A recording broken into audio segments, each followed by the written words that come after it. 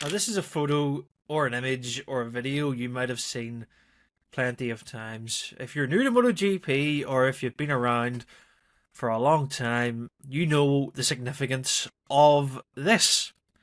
And this, if you're brand new, is Sepang 2015. And as you can see in this photo, you can see Valentino Rossi on the blue machine and Marc Marquez on the orange machine. Well, as you know, it's coming up to 10 years since that moment, and I'm convinced that is the moment that changed MotoGP forever. And to this day in 2025, even as recently as last week, the fallout from that incident is still very, very raw and real in MotoGP. And I'm here to look at it and just give my thoughts on it because I don't think over the 10-year period that's happened that it's been really kind of delved into. Yes, you can look at it from the perspective of either Marc or Valentino, and we've heard what Valentino's had to say about it, especially last year on Andrea Mino's podcast. But I think that the dynamic of MotoGP changed that day, and one person's career maybe never recovered from it. It always was overhanging, and the other person's career changed but carried the burden of it with it. So they're interlinked forever.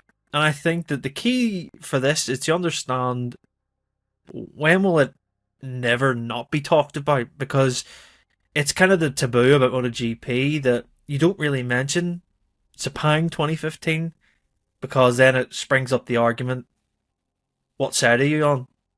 And that's the point of it. It's who do you think's right, who do you think's wrong? But I'm looking at it from the point of what it really did to MotoGP, and still to this day, what it's doing to MotoGP. The reason for the video is, of course, Marc Marquez won his 11th Grand Prix last Sunday at the San Marino circuit, which is Misano, and he was met with boos on the podium. Now, I will say, there was cheers. There was plenty of cheers for Marc, but of course you get the boos.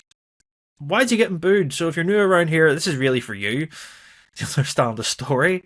So we'll go all the way back to 2015. 2015 was a title fight between Jorge Lorenzo on the Movistar Yamaha and his teammate Valentino Rossi. And of course, if you don't know who Valentino Rossi is, well, I don't know why you're here in the first place. You should know who Valentino Rossi is, of course, the most successful rider in the modern era of MotoGP. And his teammate Jorge Lorenzo, the enemy rival of Rossi during his time since 2008 at Yamaha. And I think that that part of the story is the really interesting part, because Jorge Lorenzo, I don't know if it gets overshadowed the fact that he won the 2015 World Championship in fantastic fashion. And I will make my first point of this video. I think Jorge Lorenzo was going to win the MotoGP World Championship regardless of what happened in Sepang. I don't think Valentino Rossi was fast enough in the end to beat Jorge. Jorge upped his level after a Misano DNF, which was quite at a pivotal point of the season when you look back to Misano 2015.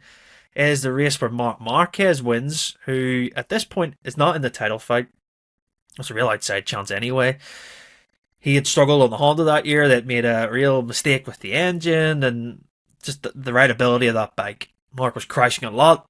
It wasn't like his first 2 years in MotoGP, where he came in as a rookie, won his first year, dominated in 2014. People thought 2015 would just be the same, but it wasn't.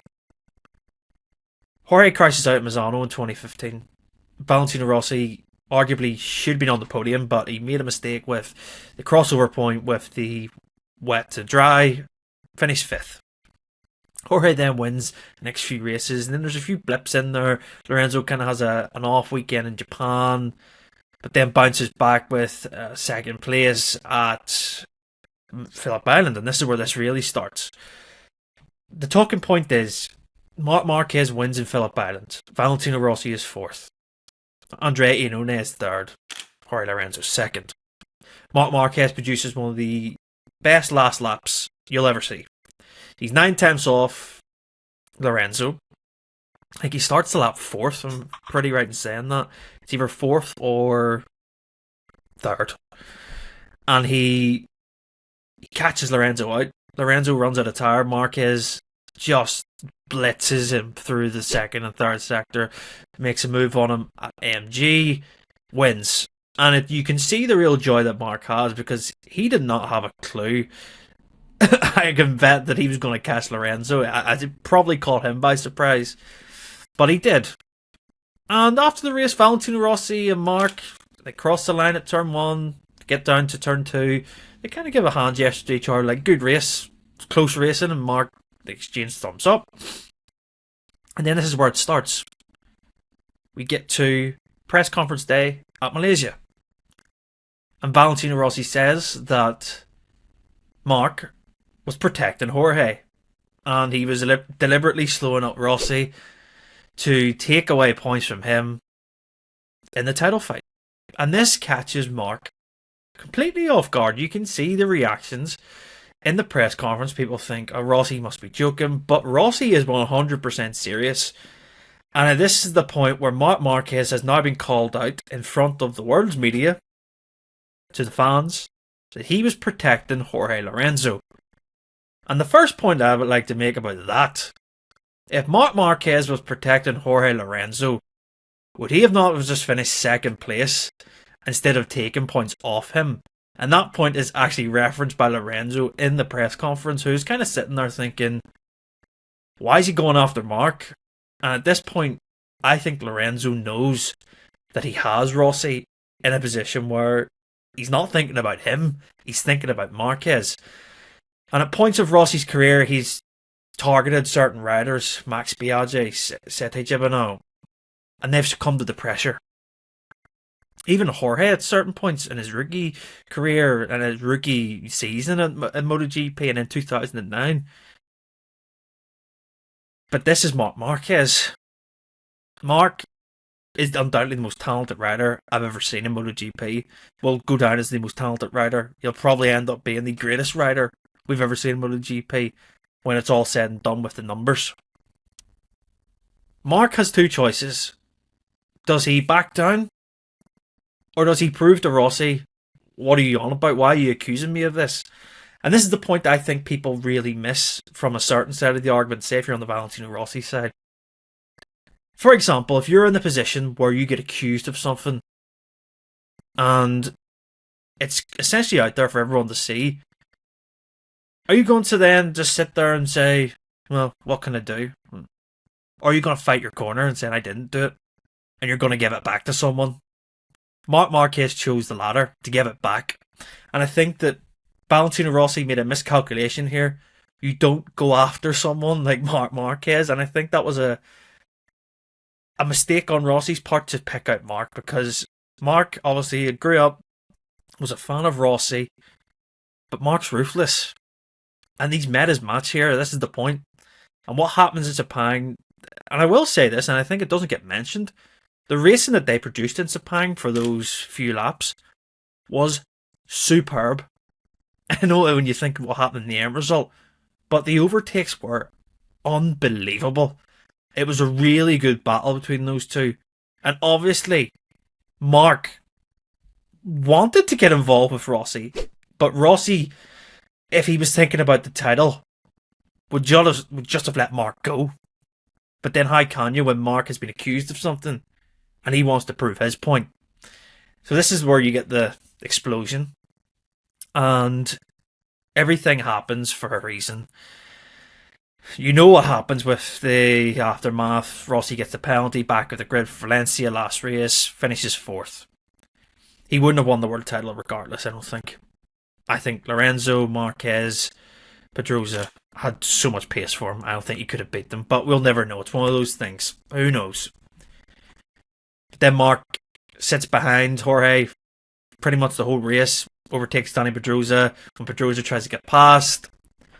And Marc has admitted in his documentary, why would I want to help Valentino Rossi, who's just made my life hell, essentially, with press, threats from fans. Mark then goes into this defiant mode, and I think this is the key point and the turning point of Marc Marquez's career. It's out there for the world to see. It's Rossi versus Marquez now, and Jorge Lorenzo wins the title, but no one really cares. It's harsh on Jorge because his season was brilliant, but the narrative built into 2016 onwards is just Rossi Marquez. What side of the camp are you on? And this has continued right the way through. Even though Rossi's retired, even though Mark has had his injury troubles, moved teams, rides for Ducati in Italy now, of course, the Italian brand. And we get to the point now where he's still getting booed. Not as much as he used to. I think that's changed a lot since Rossi's retirement and Mark's story. I mean, the story of Marc Marquez is a journey that is unlike any other, really, in the modern time. He still feels the repercussions of it today.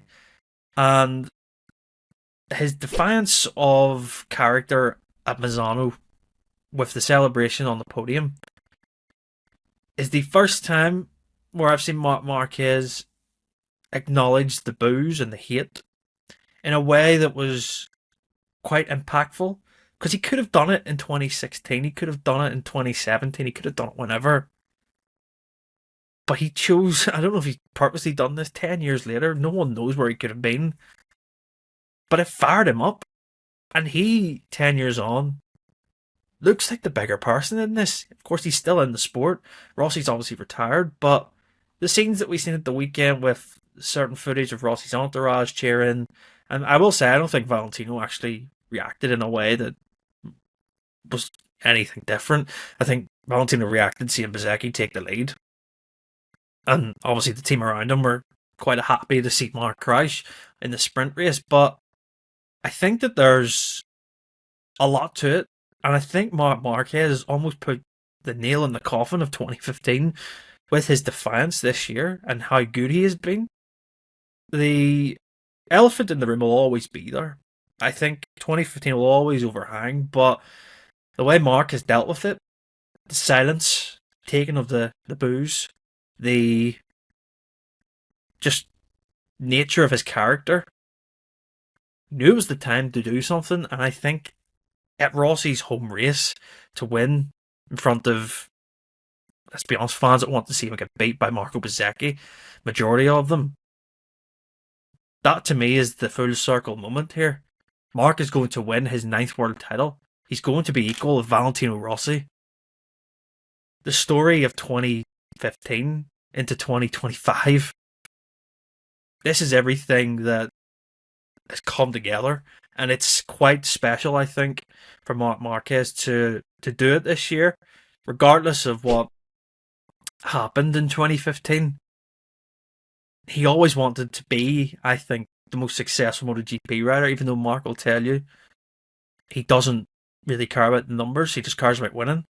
To equal Valentino, and potentially next year to beat it, that to me is the defining moment of Marc Marquez's career. And really 2015 heightened all that.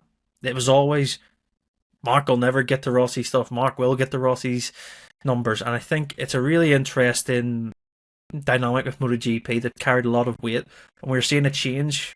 We're seeing a new generation of fans come in and have this affection for Mark that they don't really see 2015 as relevant anymore.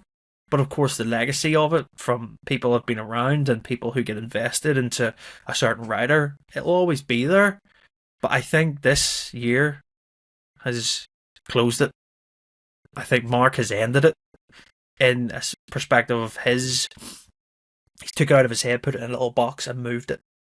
So, yeah, that's my thoughts on it. I think it's a really interesting perspective 10 years on. And, yeah, I don't really want to be talking about it anymore. I just think 10 years on, you have to look back and reflect. And, yeah, it's a moment that MotoGP will probably never really recover from in terms of times change. New people come along. And, yeah, I think it's a story that we'll always talk about. And in 20 years' time, who knows how it'll be viewed then. But yeah, let me know your thoughts in the comments below. I kind of just wanted to give my thoughts on how I feel. Because Mark's celebration was so poignant, I think it kind of all loops in together, doesn't it? And I think that's the moment that defines it. So yeah, leave your thoughts in the comments. Please try and be respectful as always. I think that that's the key here. We want a nice civil conversation. I know it's quite a lot asking that for people on the internet, but I think if you're mature enough, we can actually have a nice discussion about it. So yeah, subscribe, comment, and we'll see you next time.